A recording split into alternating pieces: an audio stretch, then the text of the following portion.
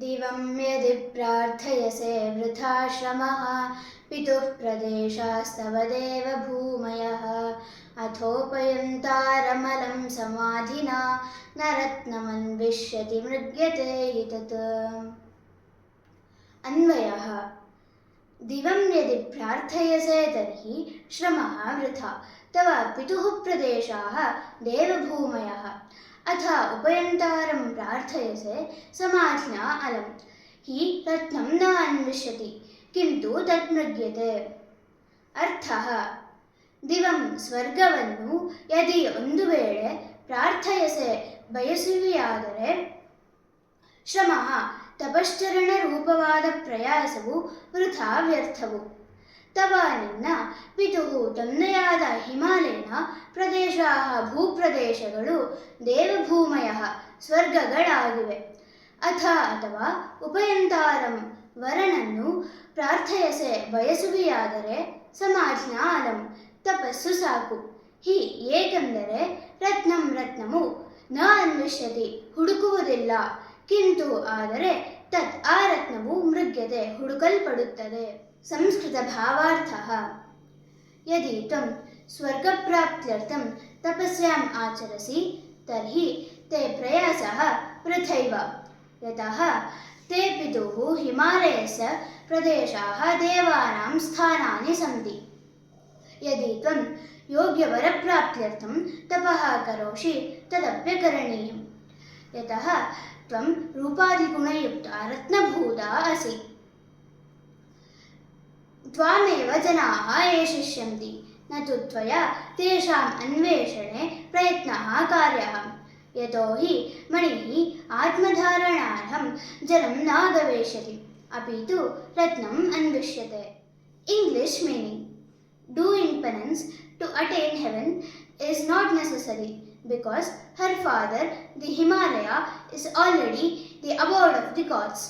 Similarly, doing penance to get a suitable husband is also not needed because she is full of beauty and virtues like a jewel. Therefore, she does not need to search for anyone. People themselves come in search of her. Just like a gem does not go looking for people, but people search for gem. Kannada ತಾತ್ಪರ್ಯ: ನೀನು ಸ್ವರ್ಗವನ್ನು ಬಯಸಬಹುದು, ಆದರೆ ಹಿಮವಂತನ ಪ್ರದೇಶವು ಸ್ವರ್ಗಕ್ಕಿಂತ ಮೇಲಾಗಿವೆಯಾದ್ದರಿಂದ ಅದು ವ್ಯರ್ಥ. ಅವನ ಭೂಮಿಯೆಲ್ಲ ದೇವಭೂಮಿಯೇ ಆಗಿದೆ. ಇನ್ನು ವರನನ್ನು ಬಯಸಬಹುದು, ಆದರೆ ಪಾರ್ವತಿಯ ಚೆಲುವಿಗೆ ಮಾರು ಹೋಗಿ ಅವಳನ್ನು ತಾನಾಗಿಯೇ ಹುಡುಕಿಕೊಂಡು ಬಾರದ ವರನಿರುವುದು ಶಕ್ಯವೇ?